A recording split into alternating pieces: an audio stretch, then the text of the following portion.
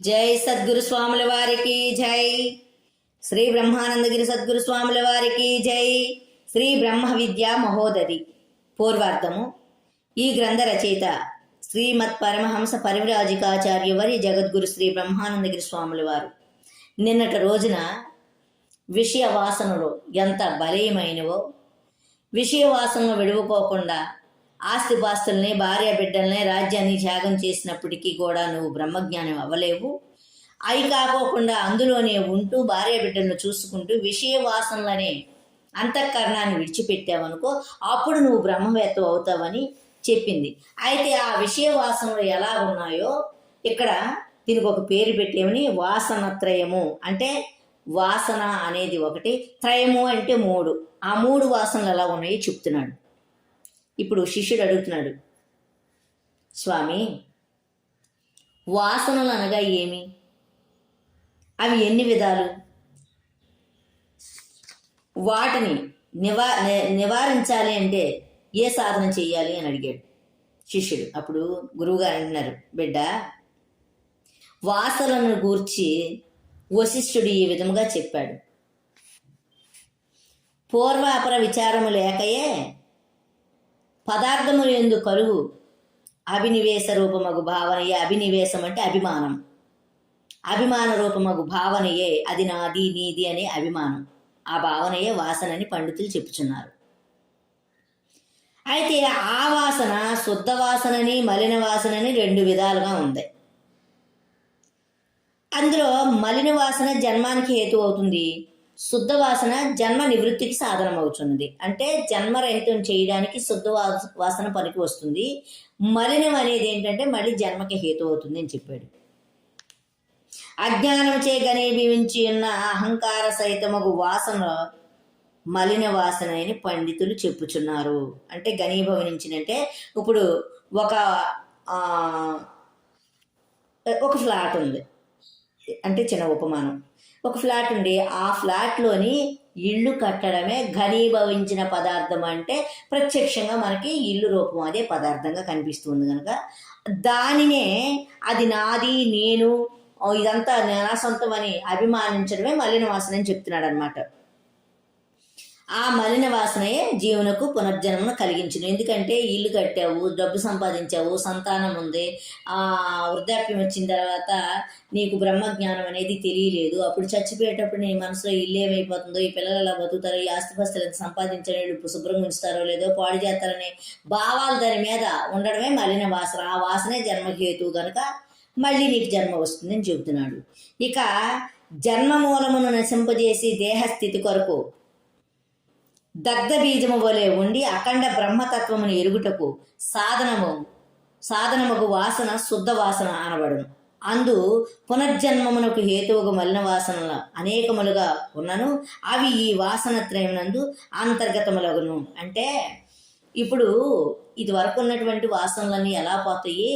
ఎంత తెలుసుకున్నప్పటికీ కూడాను ఈ మలినము శుద్ధమైనప్పటికీ కూడాను అవి ఉంటాయి కదా అని ఒకవేళ మీకు అనుమానం కలుగుతుందేమో. ఈ శుద్ధ వాసనలు అంతర్గతంగా ఉంటాయి, కానీ ఈ శుద్ధ వాసన వల్ల ఆ వాసన ఫలించదు అని చెబుతున్నాడు అనమాట. పునర్జన్మనకు హేతువైన మలిన వాసన లోక వాసననియు, శాస్త్ర వాసననియు, దేహ వాసననియు మూడు విధములు అవుతున్నది. ఇక్కడ అన్నాడు కదా వాసనాత్రయము అంటే వాసన ఒకటే కానీ త్రయం అంటే మూడని. ఆ మూడు ఇక్కడ చెప్పాడు అనమాట. ఈ మూడింటిలో ఏ ఒక్క వాసన ఉండినను జీవునికి ఆత్మ యొక్క యథార్థ జ్ఞానం కలగనేరదు. ఇది లోకవాసన, శాస్త్రవాసన, దేహవాసన. ఈ మూడు వాసనలో ఏ వాసన మిగిలిపోయినా ఎంత జ్ఞానం నేర్చుకున్నా అది శుద్ధ జ్ఞానం అవుతుంది అంటున్నాడు. ఇక లోకవాసన గురించి చెప్తున్నాడు. ప్రజలందరూ తనని స్తుతింపవలెనని అంటే పొగడాలని, తనని ఎవరో తిట్టకూడదని అనుకోవడము, ఆ విధముగా నేను ఈ లోకంలో ప్రవర్తించాలి, అందరిలోని నన్ను మన్నన పొందేటట్లుగా నేను నా ప్రవర్తన ఉండాలి అని తనను తాను అభిమానించుకోవడమే లోకవాసన అవుతుంది. లోకులెవరు నన్ను నిందింపకూడదు, అందరూ నన్ను స్తుతించాలి అని ప్రవర్తించుటే అసలు అలా ప్రవర్తించడం ఎవరికీ సాధ్యం కాదు. బ్రహ్మ విష్ణు మహేశ్వరాది దేవతలకు కూడా, అలాగే రామావతారం కృష్ణ అవతారాలకు కానీ సర్వమానవులు స్తుతించట్లేదు. ఎందుకని? ఎవరి ఇష్టం వచ్చింది ఆయన స్తుతించుకుంటున్నారు. ఒక దేవుణ్ణి స్తుతించేటప్పుడు ఇంకో దేవుణ్ణి నిందిస్తారనమాట. అలాగా శ్రేష్ఠ మానవులు మాత్రమే వారిని స్తుతిస్తున్నారు. అంటే అంతా ఒకటే అని స్తుతించగలుగుతున్నారు. నీచ మానవులు కొందరు నింద కూడా చేస్తున్నారు. సృష్టి స్థితి లయకర్తలకు ఆ దేవతలనే సర్వమానవులు స్తుతించనప్పుడు ఇతర జీవులను అందరూ ఎట్లు స్తుతిస్తారు? స్తుతింపరు కదా. ఎందుకంటే స్తుతింపడం అంటే నేను అందరికీ కూడాను పాత్రుడయ్యి ఉంటాను, గొప్ప పాత్రుడిని, అంటే ఆయన ఎంత గొప్పవాడో చూడండి అనేటట్టుగా ప్రవర్తన చేస్తాను, అందరూ నన్ను పొగడాలి, ఎవరో తిట్టకూడదనే భావన ఉంది కదా. అలాంటి భావన బ్రహ్మ విష్ణు మహేశ్వరులనే ఎవరో ఆ లోకమంతా పొగడడం లేదు, సృష్టి స్థితి లయకారులనే. కానీ మానవ మాత్రులను మనం ఎంత ఇతన్ని ఎవరన్నా పొగుడుతారా? ఎవరు పొగడరు. అట్లే ఆ దేవతలను నీచ మానవులు నింద చేయుచుండగా సామాన్య మానవులను లోకులు నిందించకుండా ఉండటం అసంభవం. కనుక జిజ్ఞాసువులు అంటే జ్ఞానమునందు ఆసక్తి కలిగినటువంటి ఈ లోక వాసనను వదిలిపెట్టాలి. ఇక సర్వజనులను సంతోషపెట్టుట అనే ఉపాయము లోకమునందు కానీ శాస్త్రమునందు కానీ ఎక్కడ కనిపించట్లేదు. కనుక ముముక్షువులు లోకవాసనను వదిలిపెట్టి సర్వ విధముల తమ హితమునే సంపాదింపవలేను. అంటే లోకానికి ఏదో మేలు చేసేద్దామని అందరిని సుఖపెడదామని చెప్పి అనుకుంటే అది సాధ్యం కాదు. తన హితం అంటే అసలు తనను తాను ముందర ఎవరో తెలుసుకొని తన ఆత్మను తాను ఎరిగితే గనక అందరి జీవుల్లో ఉన్న ఆత్మ ఒకటిని అప్పుడు పరిపాలించగలుగుతాడు. కానీ తనను తాను తెలుసుకోకుండా చేయలేడు కదా. అందుకని తన హితమనే ముందర సంపాదించాలి. లోకులు నిందాస్థితులకు లోబడరాదు. వాళ్ళు ఈ ఎంత జ్ఞానాన్ని నేర్చుకున్నప్పటికీ కొంతమంది ఏమంటారు, వాళ్ళకి ఈ గురుపుత్రుల భావన తెలియక వాళ్ళకి ఎలాంటి దృష్టితో చూస్తారంటే, అదే పచ్చకామెర్ల వాడికి లోకమంతా పచ్చగానే కనిపించిద్దనుగా. అలాగా వాళ్ళు చేసినటువంటి భావాలు, వాళ్ళు చేసిన పనులు ఇతరులకి రుద్దేసి ఆ భావాలతో చూస్తారు. చూసి అప్పుడు వాళ్ళు నిందిస్తూ ఉంటారు. అలాంటి వీటికి లోబడరాదు. వారి నిందాస్థితుల వలన హాని వృద్ధులు కలగనారు. వీళ్ళన్నీ తిట్టుకునే ఏం చేసినా దానివల్ల నీకేమవదు. చాలామంది అంటారు, అమ్మో నన్ను శపించింది, నన్ను శాపం పెట్టేసిందని. వాళ్ళు ఈ లోకానికి మలిన భావనతో ఉన్నటువంటి వారికి వాళ్ళ మాట చెల్లుద్దా, లేకపోతే ఇంకోటికి అంటుద్దా? అది అలాగా ఎవరికి కూడా వృద్ధి అంటే అదేమి నిన్ను నశింప చెయ్యదు, దానివల్ల నీకు వచ్చే నష్టం లేదని చెప్తున్నాడు.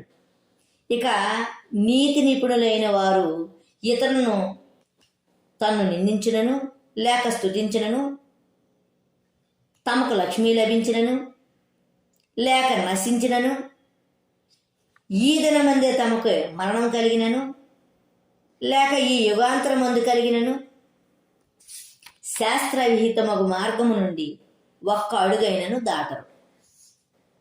అంటే శాస్త్రములో ఉన్నట్లుగా ఏదైతే ఇప్పుడు శాస్త్రాన్ని అనుసరించే చెయ్యాలంటారు కదా పెద్దలు, అలాగా వాళ్ళు నీతి నిపుణులైన వారు. అలాంటి వారు ఇతరులు ఒకళ్ళు నిందించినా, లేకపోతే వాళ్ళని పొగిడినా, లేకపోతే వాళ్ళకి అప్పటికప్పుడు డబ్బు వచ్చి పడినా, లేదా డబ్బు పోయినా, ఇక ఈ క్షణంలోనే మరణం వచ్చినా, లేకపోతే యుగాంతం నందు వాళ్ళకి మరణం వచ్చినా, ఈ శాస్త్రంలో ఉన్నదాన్నే పాటిస్తారు. దాన్ని దాటి ఒక్క అడిగైనను ముందుకేరు. ధైర్యవంతులైన వివేకులు వీని ఉపేక్షించి తమ హితము కొరకు ప్రయత్నించుతున్నారని భర్తృహరి చెప్పాను. అంటే అలా నీతి నియమాలు శాస్త్రాలతో నడిపినటువంటి వారు శాస్త్రవాసనలో చిక్కి అలా నడుస్తారు. కానీ ఈ శాస్త్రవాసన కోది ఇది కరెక్ట్ కాదు, అసలు నేను ఎవరో తెలుసుకోవాలని ధైర్యం ఉన్నటువంటి వాడు మాత్రం ముందుకు వస్తాడని చెప్తున్నాడు. అదే అన్నాడు, ధైర్యవంతులకు వివేకులు వీటిని ఉపేక్షించి అంటే దాటి తమ హితము కొరకు అంటే తన గురించి ఆలోచించుకుంటూ తన ఎవరు అని తన కొరకు ప్రయత్నిస్తారని భర్తృహరి చెప్పాను. అంటే ఆ మహాత్ముడు ఈ విషయాన్ని చెప్పాడు అన్నాడు. సర్వ విధముల లోకుల చిత్తములను రంజింపజేయదలిచిన వాడును, భోజన ఇచ్చాదులు యందు తత్పరుడైన వాడును, శబ్దశాస్త్రములు యందు అభినివేశము కలవాడును, రమణీయ గృహరామాదులు యందు ప్రీతి కలవాడును మోక్షము పొందడని శాస్త్రమునందు కలదు. కనుక మోక్షేచ్ఛ గలవాడు సర్వ విధముల లోకవాసన విడవలేని అంటున్నాడు. అంటే ఎలా సర్వ విధముల లోకలిచితం రంజింపజేయాలంటే ఎలా వీళ్ళందరినీ కూడాను తనకి ఆకర్షితులను చేసుకోవాలని, ఈ లోకులందరినీ కూడాను తనను స్తుతించాలని పొగడాలని అనుకున్నటువంటి వాడు, అలాగే భోజనం నందు ప్రియమైనటువంటి ఇష్టమైన భోజనం కావాలనుకున్నటువంటి వాడు, ఇక ఈ శాస్త్రాల యందు శాస్త్రాన్ని అభిమానించే ఉన్నవాడు, ఇక రమణీయ గృహాదులు అంటే చాలా అందంగా ఇల్లు కట్టుకున్నటువంటి వాడు, దాని అందే బాగా ఇది నా ఇల్లు, నేను అంత అందం కట్టుకున్నా, ఎలా చేసుకున్నా అలా చూసుకున్న అభిమానం గలవాడు మోక్షాన్ని పొందలేడని శాస్త్రం నందే చెప్పారని చెప్తున్నారు. కనుక మోక్షమునందు ఇచ్చగలిగినటువంటి వాడు సర్వ విధాల ఆలోచించి ఈ లోకవాసనని విడవాలి అని చెప్పారు. ఇక ఇప్పటి వరకు మనకి లోకవాసన చెప్పుకొచ్చారు. అయితే ఇది ఇంతటితో ముగిస్తూ రేపటి రోజున శాస్త్రవాసన మనం చెప్పుకున్నాం. లోకవాసన ఒకటే చెప్పారు. రేపు శాస్త్రవాసన మొదలు పెడదాం.